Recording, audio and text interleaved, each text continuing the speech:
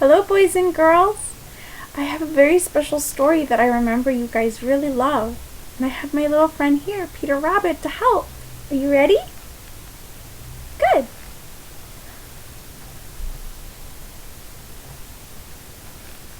Alright. This is the tale of Peter Rabbit.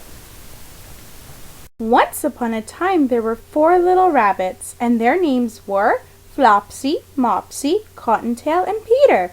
They lived with their mother in a sandbank underneath the root of a very big fir tree. "Now, my dears," said old Miss Rabbit one morning, "you may go into the fields or down the lane, but do not go into Mr. McGregor's garden. Your father had an incident there. He was put in a pie by Miss McGregor. Now run along and don't get into mischief. I am going out." Then old Miss Rabbit took a basket and her umbrella and went through the woods to the baker's. She bought a loaf of brown bread and 5 currant buns. Yum, yum. Flopsy, Mopsy, and Cottontail, who were good little bunnies, went down to the lane to gather blackberries. They're listening. But Peter, who was very naughty, ran straight away to Mr. McGregor's garden and squeezed under the gate. Peter's not doing a very good job using his listening ears. Well, first he ate some lettuce, and then some French beans, and then he ate some radishes, and then, feeling rather sick, he went to go look for some parsley. But round the end of the cucumber frame, whom should he meet but Mr. McGregor? Oh no! Mr. McGregor was on his hands and knees planting out young cabbages, but he jumped up and ran after Peter, waving a rake and calling out, "Stop, thief!" Peter was most dreadfully frightened. He rushed all over the garden, for he had forgotten his way back to the gate. He lost one of his shoes among the cabbages, and the other shoe among the potatoes. After losing them, he ran on his 4 legs and went faster, so that I think he might have got away altogether if he had not unfortunately ran into a gooseberry net and got caught by the large buttons on his jacket. It was a blue jacket with brass buttons. It was quite new. Peter gave himself up for lost, and he started to shed big tears.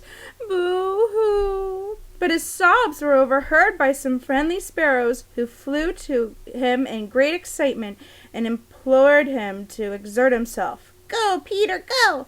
Go, Peter!"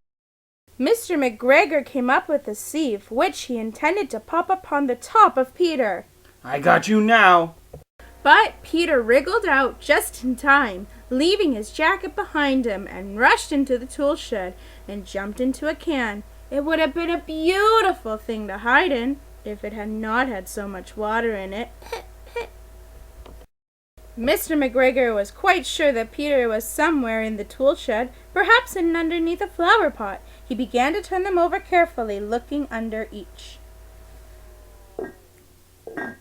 "I know you're in here somewhere." Presently, Peter sneezed. Achoo!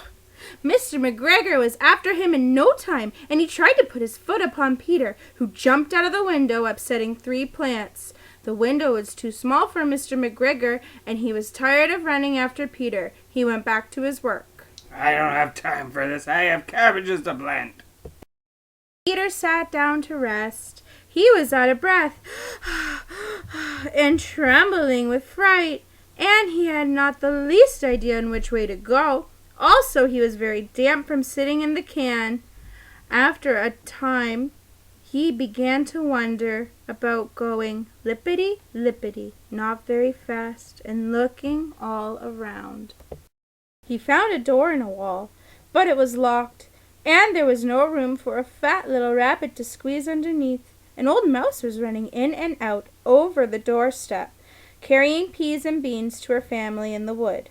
Peter asked her the way to get to the gate, but she had such a large pea in her mouth that she could not answer. She only shook her head at him. Peter began to cry.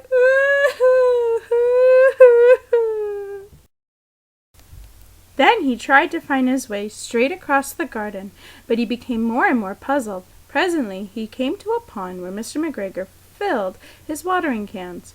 A white cat was staring at some goldfish. She sat very, very still, but now and then the tip of her tail twitched as if she was alive. Peter thought it would be best to go away without speaking at her.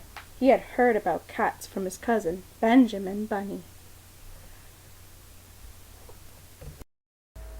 He went back towards the tool shed, but suddenly, quite close to him, he heard the noise of a hoe. Scratch, scratch, scratch, scratch.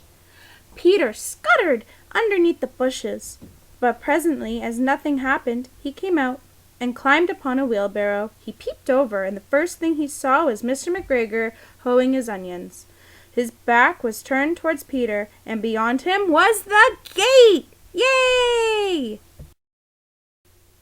Peter got down very quietly off the wheelbarrow and started running as fast as he could go, along a straight walk behind some black currant bushes. Mr. McGregor caught sight of him at the corner, but Peter did not care. He slipped underneath the gate, and he was safe at last in the wood outside the garden. Mr. McGregor hung up the little jacket and the shoes for a scarecrow to frighten the blackbirds. Choo, choo, choo, choo. Peter never stopped running or looked behind him till he got home to the big fir tree. He was so tired that he flopped down upon the nice soft sand on the floor of the rabbit hole, and he shut his eyes. His mother was busy cooking. She wondered what he had done with his clothes. It was the second little jacket and pair of shoes that Peter had lost in a fortnight. I am sorry to say that Peter was not very well during the evening. His mother put him to bed and made him some chamomile tea, and she gave a dose of it to Peter. 1 tablespoonful to be taken at bedtime. But Flopsy, Mopsy, and Cottontail had bread and milk and blackberries for supper. This is delicious! Yum! Yay! I hope you enjoyed Peter Rabbit. I know I did. Thank you. Bye-bye.